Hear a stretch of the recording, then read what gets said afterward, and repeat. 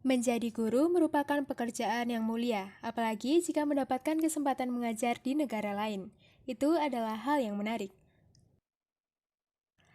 Hal ini terjadi pada Lindsay, namun ia tak pernah bisa kembali lagi kepada keluarganya. Ini adalah kisah pembunuhan yang dialami Lindsay, guru bahasa Inggris yang tewas di tangan muridnya.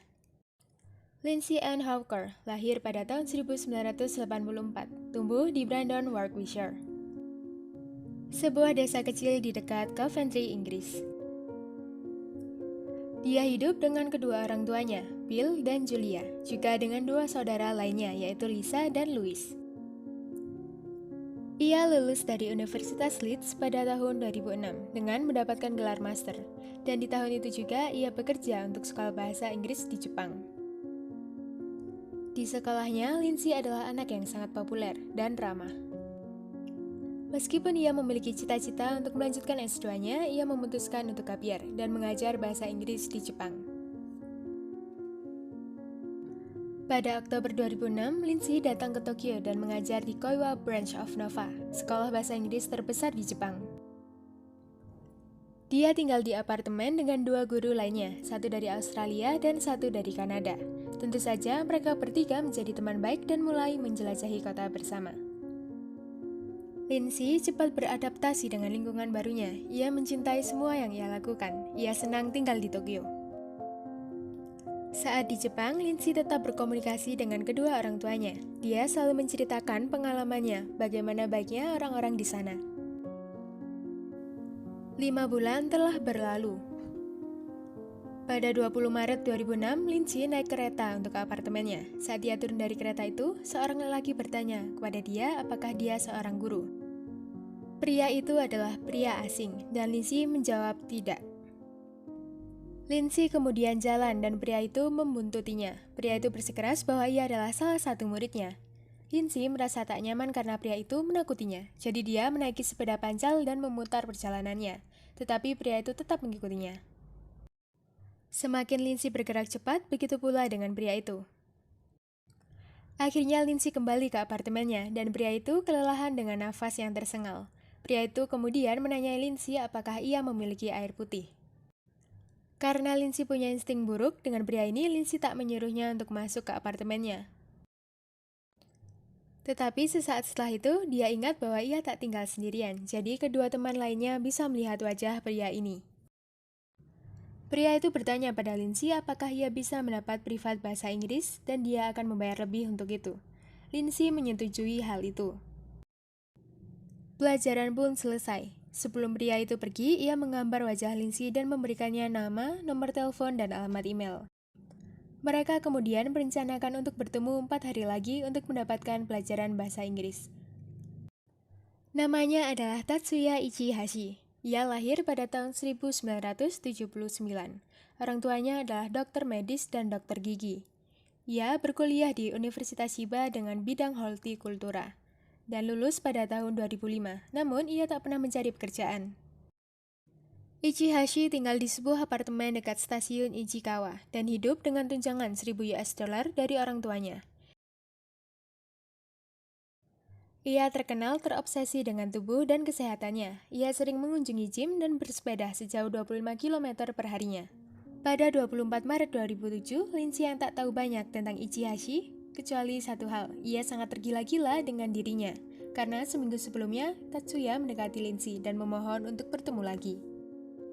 Menurut laporan polisi, keduanya bertemu di kafe di pagi hari untuk belajar.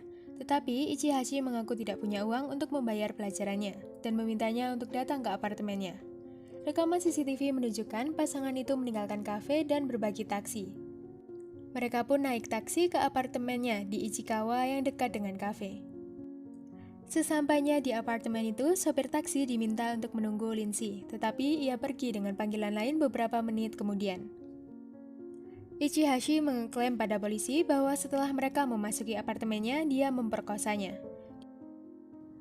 Dia mengaku membunuhnya dan menyatakan bahwa dia mencekik untuk mencegahnya berteriak saat memperkosanya.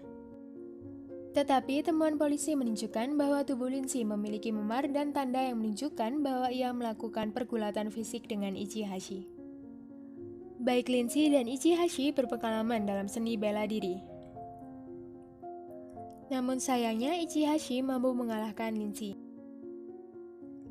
Dan laporan koroner menunjukkan bahwa tulang rawan lehernya patah saat Ichihashi mencekiknya, yang menyebabkan kematiannya. Ichihashi mengatakan dia membunuhnya secara tidak sengaja. Dia memutuskan untuk mencoba menyingkirkan tubuh Lindsay daripada menghubungi pihak berwenang. Dia melakukan beberapa kunjungan ke toko dan mengumpulkan bahan-bahan, termasuk pasir, tanah kompos, deodoran, dan sekop. Dia mencukur kepalanya, mengikat tubuhnya dengan syal dan tali, lalu menempatkannya di bak mandi yang berisi bahan-bahan yang telah dia beli. Ia kemudian memindahkan bak mandi dari kamar mandi ke balkon malam itu, ketika tetangga melaporkan mendengar suara keras dari logam, dan menyeretnya sepanjang malam. Dua teman sekamar Lindsay melaporkan dia hilang keesokan harinya, ketika dia tidak pulang. Dan sekolah bahasa Inggris tempat dia bekerja juga melaporkan dia hilang ketika ia tak muncul untuk kerja. Panggilan ini pun membuat polisi menyelidikinya. Untungnya, Lindsay telah meninggalkan catatan dengan nama dan alamat Ichihashi untuk teman sekamarnya. Sehingga polisi dapat menemui Ichihashi untuk penyelidikan yang lebih lanjut. Polisi yang tiba di gedung apartemennya melihat tak ada lampu yang menyala, tetapi sepertinya ada seseorang di dalam apartemen itu. Dengan 9 petugas di lokasi itu, entah bagaimana caranya Ichihashi bisa melarikan diri. Ransel Ichihashi jatuh saat lari dari polisi. Ia bahkan tak memakai sepatu tetapi berhasil melarikan diri, melompati tangga, melintasi jalan-jalan yang sempit dan menghilang. Ketika petugas memasuki apartemennya, mereka menemukan tumpukan komik Jepang yang penuh dengan kekerasan. Barang-barang Lindsay berserakan di atas lantai. Dan juga mereka menemukan bak mandi dengan pasir dan bahan pembusukan dengan salah satu tangan Lindsay yang mencuat dari situ. Selama berbulan-bulan Ichihashi dalam pelarian, ada laporan tentang dia mungkin ia telah melakukan bunuh diri. Ribuan penampakan dirinya dilaporkan, tetapi polisi tetap tidak dapat menentukan lokasinya. Ichihashi juga mengubah penampilannya dengan operasi plastik. Ia mengoperasi dirinya sendiri. Dalam bukunya, ia menggambarkan bagaimana dia menjalani operasi plastik untuk mengubah penampilannya, termasuk menggunakan pisau dan gunting untuk memotong bibirnya sendiri dan menghilangkan tai lalat di wajahnya. Selama menjadi buronan, ia mengunjungi berbagai klinik kecantikan di seluruh Jepang untuk menjalani beberapa prosedur, termasuk operasi hidung. Dalam salah satu janji operasi plastik inilah, salah satu staf medis di kota Nagoya yang dia kunjungi menjadi curiga dan menelpon polisi. Bersamaan dengan tip ini, ada satu lagi, rekan kerja di sebuah perusahaan konstruksi di Osaka yang mengatakan ia mengenal Ichihashi. Polisi pun mendekatinya.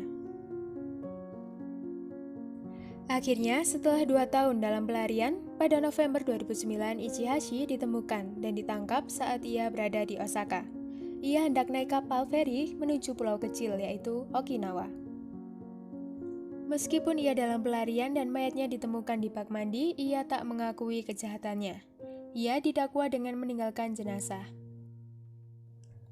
Tetapi dengan tumpukan barang bukti dan interogasi yang intens, Ichihashi akhirnya mengaku membunuh Lindsay. Tetapi menyatakan bahwa dia mencekiknya untuk menghentikannya dari berteriak.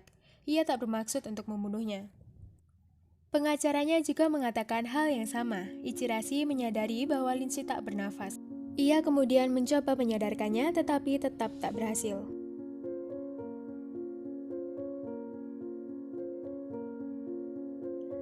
Setelah pengejaran yang lama, akhirnya ditangkap dan diadili. Ichihashi dijatuhi hukuman penjara seumur hidup pada Juli 2011.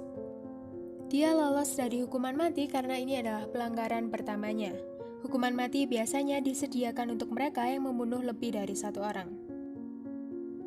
Dan fakta bahwa pria berusia 32 tahun ini memiliki kesempatan untuk direhabilitasi sangatlah tidak adil. Bagaimana pendapat Anda tentang kasus ini?